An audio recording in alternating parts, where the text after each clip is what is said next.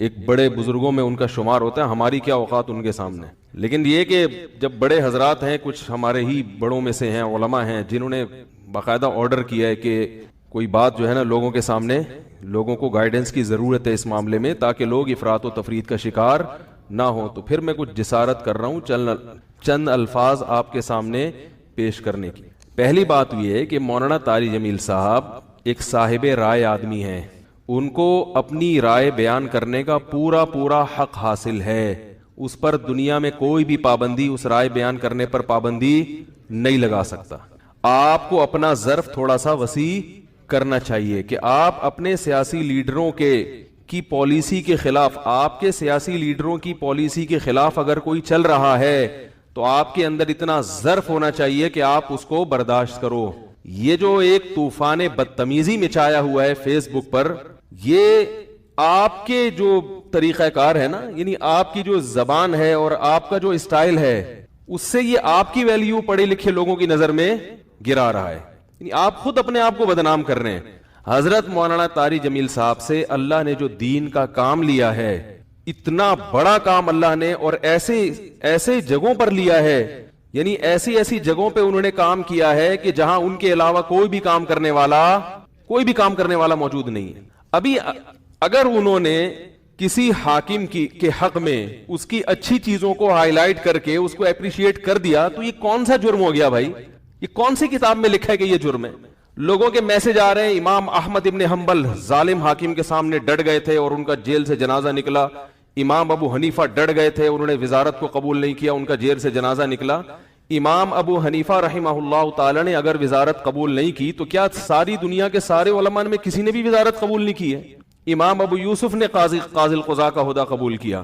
امام احمد ابن حنبل رحمہ اللہ تعالی جو اس حاکم کے سامنے ڈٹ گئے تھے، وہ اس بیس پہ نہیں ڈٹے تھے کہ وہ ان کا کوئی ذاتی رنجش تھی یا کوئی مسئلہ تھا. امام احمد ابن حنبل کو حاکم وقت مجبور کر رہا تھا کہ اس کی مرضی کا فتویٰ دیں. بات آ رہی ہے سمجھ میں؟ اس وقت کا جو خلیفہ تھا اس کی رائے یہ تھی کہ قرآن مجید اللہ کی مخلوق ہے، اللہ کی صفت نہیں ہے. امام احمد ابن حنبل کی رائے یہ تھی کہ قرآن اللہ کی صفت ہے، اور یہی اہل سنت کا عقیدہ تھا. حاکم وقت گن پوائنٹ پہ مجبور کر رہا تھا کہ آپ وہی فتویٰ دیں جو میں دیتا ہوں کیونکہ لوگ آپ کو سنتے ہیں. اگر کوئی حاکم کسی مفتی کو، کسی عالم کو مجبور کرے کہ جو میں رائے رکھتا ہوں آپ کو اسی پہ فتویٰ دینا پڑے گا، پھر کسی عالم مفتی کے لیے جائز نہیں ہے کہ وہ اپنے فتوے کو حاکم کے کہنے سے تبدیل کرے. یعنی حکومت کی اس قسم کی چاپلوسی کیا ہے؟ بولو نا بھائی، ناجائز ہے. یعنی ایسی چاپلوسی کہ آپ غلط بیانی شروع کر دیں. حضرت مولانا طاری جمیل صاحب نے یہ جو کلپ ہے جس میں عمران خان کی حمایت کی ہے انہوں نے، میں نے بار بار سنا اس کلپ کو، اس میں کہیں بھی ایسا نہیں ہے کہ کسی غلط بات میں عمران خان کی انہوں نے کیا کی ہو. لوگ کہہ رہے ہیں کہ عمران خان کی ابھی اسمبلی نے شراب کا بل پاس نہیں کیا تو مولانا نے اس کی مخالفت کیوں نہیں کی؟ تو مولانا حمایت بھی تو نہیں کی نا. نہیں یار میرا خیال ہے اگر مولانا اس کی حمایت کرتے کہ عمران خان اتنا اچھا آدمی، دیکھو اس کی اسمبلی میں شراب پر بل پیش ہوا اور وہ پاس نہیں ہوا، کتنا اچھا آدمی ہے، ماشاءاللہ ماشاءاللہ بہت زبردست کام ہو گیا، تو آپ کہتے یار یہ تو حکومت کی بالکل حمایت کر رہے ہیں. رہا یہ مسئلہ، ممکن ہے آپ یہ کہہ سکتے ہیں، پہلی بات تو میں ایک بات بتا دوں، مولانا طاری جمیل صاحب نے جو عمران خان کی حمایت کی ہے تو یہ پی ٹی آئی کی حمایت نہیں ہے، نہ پی ٹی آئی کی حمایت ہے نہ پی ٹی آئی کی مخالفت ہے. مولانا ان چیزوں میں نہیں پڑتے اور اب تک انہوں نے اپنا دامن ان چیزوں سے بچا کے رکھا ہوا ہے. اور میری رائے میں اگر وہ پی ٹی آئی کو برحق سمجھتے ہیں تو پی ٹی آئی کا نام لے کے بھی حمایت کر دیں. تو اگر آپ کو اس سے اختلاف ہے تو آپ ایک کلپ بنا دو کہ بھائی مولانا جو حمایت کر رہے ہیں ہمیں اس سے اتفاق نہیں ہے، اور مولانا کے جو دلائل ہیں ہم ان دلائل کو تسلیم نہیں کرتے اور اس کے غلط ہونے کے یہ دلائل ہیں. بات ختم ہو جائے گی. نہیں یاری میرا خیال ہے بات بھائی اگر وہ پی ٹی آئی کی صراحتاً حمایت کریں نا مولانا طاری جمیل صاحب، ان کا حق ہے، حمایت کر سکتے ہیں، وہ عالم دین ہے، ان کی ایک سوچ ہے، ان کا ایک تجربہ ہے، ان کا ایک، اور حکمرانوں کے ساتھ اٹھے بیٹھے ہیں وہ. میں اور آپ اتنا قریب نہیں ہے جتنا قریب وہ رہے ہیں، تو ان کو زیادہ پتا ہوگا، ہم اور آپ کو زیادہ نہیں پتا. وہ ایک رائے رکھتے ہیں. اگر وہ صراحتاً بھی کہہ دیتے کہ پی ٹی آئی کو ووٹ دو، میں یہ سمجھتا ہوں کہ پی ٹی آئی بہتر ہے، تو اگر آپ مسلم لیگ کے ہیں تو آپ ایک کلپ بنا دیں کہ مولانا کی رائے سے ہم اتفاق، بولو بھائی، نہیں کرتے. مولانا جو یہ دلائل دیے، ہم یہ دلائل پر ہمیں اعتراضات ہیں اور یہ اعتراضات ہیں، بات ختم ہو جاتی. منافق اور حکومت کا پٹھو، مجھے تو وہ الفاظ کہتے ہوئے شرم آ رہی ہے یہ کون سا طریقہ ہے بھائی؟ رائے کی آزادی کا ہر ایک کو حق حاصل ہے. تو میں کہتا ہوں اگر وہ صراحتاً بھی حمایت کر دیتے, آپ ان کی مخالفت پر ایک کلپ جاری کر دیتے کہ ہم ان سے اتفاق نہیں کرتے, ختم ہو جاتی بات. جبکہ انہوں نے پی ٹی آئی کی حمایت نہیں کی ہے, انہوں نے عمران خان کی اگر حمایت کی ہے تو اس لیے نہیں کہ وہ پی ٹی آئی کا سربراہ ہے, اس لیے کہ وہ ملک کا سربراہ ہے. بات آ رہی ہے سمجھ میں؟ ملک کا سربراہ کوئی بھی ہو, اسلام اس بارے میں ہمیں ہدایات دیتا ہے کہ ملک کے سربراہ سے لڑ کے, اس کی گالی گلوچ کر کے, اس کی مخالفت کر کے آپ اس سے کام نہیں نکلوا سکتے. اسلام میں حکم ہے ملک کے سربراہ کی اطاعت کا, فرما برداری کا, اس کی تعظیم کا, اس کی عزت اور اس کے احترام کا. ہمارے اکابر کی تاریخ ہے یہ. امام احمد ابن حنبل کا جو حاکم وقت سے جھگڑا ہوا تھا, وہ حاکم نے زبردستی گن پوائنٹ پہ اپنی مرضی کا فتویٰ ان سے اگلوانے کا کہا تھا. یہ زیادتی ہو گئی تھی. اس کے باوجود امام احمد بن حنبل کے پاس لوگ آئے اور انہوں نے کہا کہ ہم, آپ قوم کو جمع کریں, ہم اس حاکم کی ایسی کی تیسی کر دیتے ہیں. آپ تاریخ اٹھا کے دیکھیں, امام احمد بن حنبل نے اس کام سے لوگوں کو منع کیا. تو مولانا طارق جمیل صاحب نے جو عمران خان کی حمایت کی ہے, اور یہ بھی میں عمران کی حمایت نہیں کی ہے, عمران خان جو اچھے کام کر رہا ہے مولانا کی نظر میں, مولانا نے ان اچھے کاموں میں کیا کیا ہے, لوگوں کو ترغیب دی ہے کہ اس میں عمران خان کا ساتھ دیں. اور میں بھی یہی کہتا ہوں, اور صرف عمران خان کے بارے میں نہیں کہتا, اگر نواز شریف کی حکومت ہوتی اور وہ کچھ اچھے کام کر رہا ہوتا تو میں بھی یہ کہتا کہ اس معاملے میں آپ کس کی حمایت کریں؟ نواز شریف کی حمایت کریں. زرداری بھی اگر کوئی اچھے کام کرے گا تو ہم ببانگے دوہل یہ کہیں گے کہ اس کام میں آپ کس کی حمایت کریں. وہ الگ بات ہے, اس بیچارے نے, یعنی اس میں ابھی تک اختلاف ہے کہ کوئی ایسا کام کیا بھی ہے کہ جس کو اچھا کہا جا سکے کہ نہیں, اس میں اختلاف ہے. کچھ کہتے ہیں کہا ہے کیا, کچھ کہتے ہیں نہیں کیا. تو کوئی بھی کرے گا. اس سے پہلے مولانا طارق جمیل صاحب نواز شریف سے بھی ملتے رہے, مسلم لیگ کے صدر سے, اور جتنے بھی سیاسی لوگ آئے ہیں, جتنے بھی حکمران آئے ہیں, مولانا ان کے ساتھ ہمیشہ اچھا سلوک, بولو بھائی, کرتے رہے. کیوں کرتے رہے یہ میں ابھی آ رہا ہوں اس پر, کیونکہ اس کو لوگ کہتے ہیں یہ تو حکومت کے چاپلوسی اور مکھن لگانے والی پالیسی ہے. علماء حق کا تو یہ کردار نہیں ہونا چاہیے. علماء حق کا حکومت کے ساتھ کیا کردار ہونا چاہیے اس پہ میں ابھی آ رہا ہوں. پہلے میں اس بات کو ذرا کلیئر کر دوں کہ مولانا نے پی ٹی آئی کی حمایت نہیں کی ہے, مولانا نے پاکستان کے وزیر اعظم کی حمایت کی ہے. اور اس حمایت کی وجہ کیا ہے؟ آپ کہہ سکتے ہیں اس قسم کی حمایت سابق حکمرانوں میں سے تو کسی کی بھی نہیں کی. تو عمران خان کے کون سے ایسے سرخاب کے پر لگے ہوئے ہیں کہ ایک طرف سیاسی لیڈر اس کو یہودی ایجنٹ کہہ رہے ہیں, ایک طرف اس کو یہ کہہ رہے ہیں, ایک طرف اس کو وہ کہہ رہے ہیں, اور مولانا اس کو کیا کر رہے ہیں, حمایت کر رہے ہیں. تو آج تک ٹھیک ہے ملتے رہے ہیں, مگر اس طرح کا کلپ بنا کے باقاعدہ اپریشیٹ تو اب تک کسی کو کیا نہیں. اس کا جواب مولانا نے اپنے کلپ میں دے دیا. ابھی پھر میں نے بیان سے پہلے ان کا کلپ دوبارہ سنا ہے. مولانا نے کہا کہ یعنی پاکستان کو مدینہ جیسی ریاست بناؤں گا, یہ دعویٰ اب تک کسی وزیر اعظم نے نہیں کیا. انہوں نے وجہ بیان کر دی, بھائی اتنا زبردست دعویٰ کیا ہے کہ میں مدینہ جیسی ریاست بناؤں گا, تو مجھے یہ دعویٰ بہت اچھا لگ رہا ہے, میرا دل چاہ رہا ہے کہ میں کیا کروں, اس کی حمایت کروں. آپ کہہ سکتے ہیں کہ عمران خان نے یہ جھوٹا دعویٰ کیا ہے, تو بھائی اگر آپ کی رائے کہ جھوٹا دعویٰ کیا ہے تو آپ حمایت نہ کریں. کیا ہو گیا بھائی اگر آپ یہ سمجھتے ہو کہ جھوٹا کیا ہے تو آپ حمایت نہ کریں. اور اگر ایک آدمی سمجھتا ہے کہ وہ اس دعوے میں مخلص ہے, اب اس دعوے میں وہ کتنا پورا اترتا ہے نہیں اترتا وہ ایک الگ بحث ہے.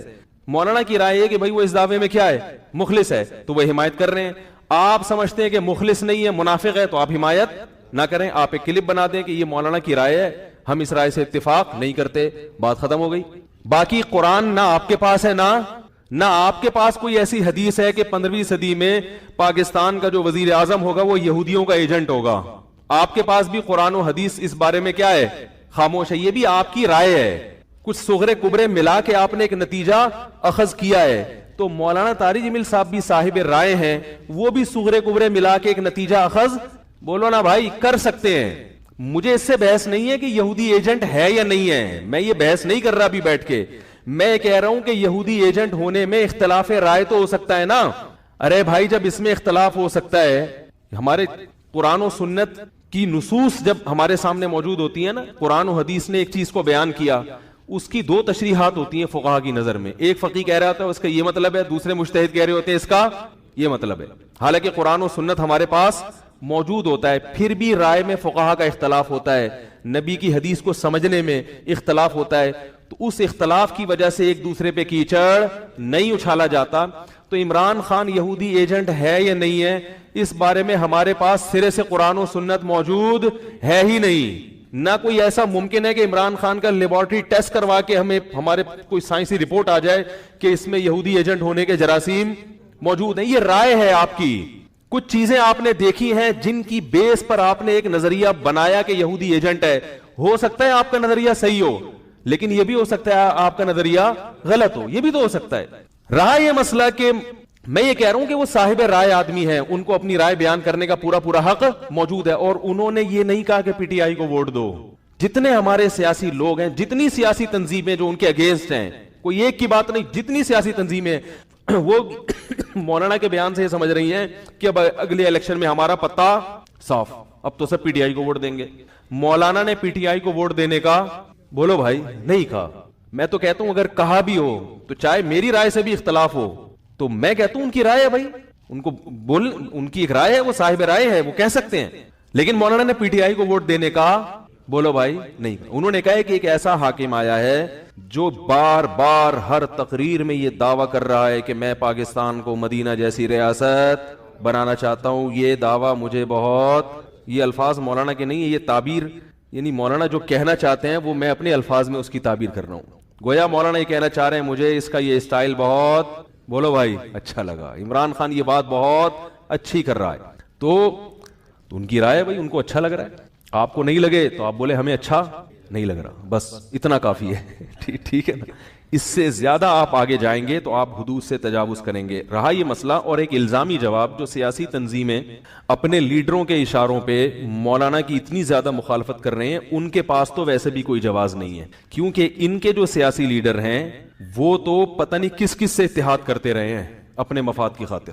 اگر آج حضرت مولانا طارق جمیل صاحب عمران خان کو اپریشیٹ کر رہے ہیں تو کل آپ اپنے سیاسی لیڈروں کو دیکھیں, کوئی ایسا سیاسی لیڈر نہیں آیا کہ جس کی پہلے پرزور مخالفت کی, اس کو مختلف قسم کے اسلام دشمن ایجنٹوں کا نام دیا گیا, ملک دشمن, اور پھر اسی کے ساتھ اتحاد کر کے نہ صرف یہ کہ اس کی حمایت میں بیان دیا گیا بلکہ اس کی حکومت کو مضبوط بنانے میں بہت بڑا کردار ادا کیا گیا ہے. تو آپ کیسے مولانا کی مخالفت کر سکتے ہیں بھائی؟ ہمارے جتنے سیاسی لیڈران ہیں ان کے کارکنان یہ نہیں دیکھتے کہ ایک سیاسی لیڈر دوسرے کے ٹانگے کھینچنے میں لگا ہوا ہوگا اور تھوڑے دنوں کے بعد اپنے سیاسی مفاد میں اسی کے ساتھ مل کے حکومت بنا رہا ہوگا, اور اسی کو کیا کر رہا ہوگا بولو بھائی.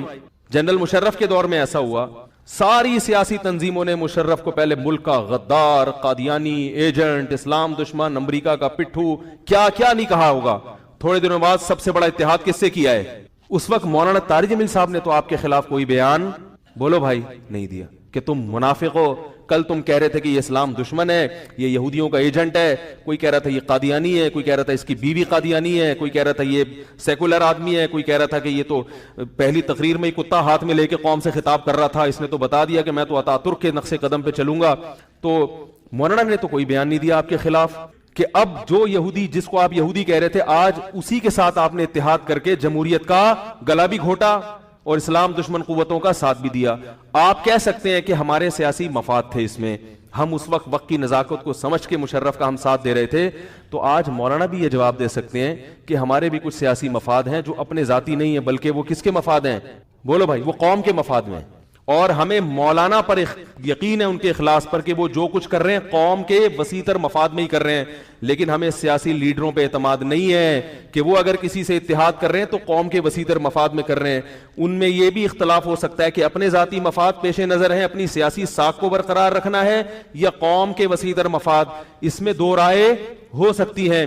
حضرت مولانا طارق جمیل صاحب کے بارے میں دو رائے اس لیے نہیں ہو سکتی کہ جب کوئی کسی حاکم کا ساتھ دیتا ہے, کسی حاکم کی خوشامد کرتا ہے, تو اس کا یا تو مالی مقصود ہوتا ہے کہ پیسے چاہیے اس کو, یا عزت اور شہرت چاہیے. دو چیزوں میں سے ایک چیز چاہیے ہوتی ہے انسان جب حکومت کا ساتھ دیتا ہے یا حکومت کی خوشامدیں کرتا ہے. یہی مقصد ہوتا ہے نا بھائی. جو لوگ بھی حکمرانوں سے ملتے ہیں جا کے ان سے بڑی تمیز سے بات کریں گے اور جی حضور کے نعرے لگائیں گے, ان کے پاس یا تو وہ پیسے چاہتے ہیں, کیا خیال ہے بھائی, یا وہ کیا چاہتے ہیں کوئی عہدہ یا شہرت. حضرت مولانا طارق جمیل صاحب کے پاس پیسوں کی کمی بولو بھائی نہیں, اور ایک دھیلا بھی مجھے نہیں, میرے علم میں نہیں ہے, نہ کوئی ثابت کر سکتا ہے کہ انہوں نے خوشامد کر کے کسی کی جیب سے 1 روپیہ بھی نکالا ہو, ایک دھیلا بھی نہیں نکالا ہوگا انہوں نے. اور مولانا کو عزت اور شہرت کی ضرورت بھی نہیں ہے, کیونکہ مولانا کی شہرت عمران خان سے کئی گنا زیادہ. عمران خان کی شہرت اس وقت تک ہے جب تک وہ وزیر اعظم ہے. اگر وہ وزیر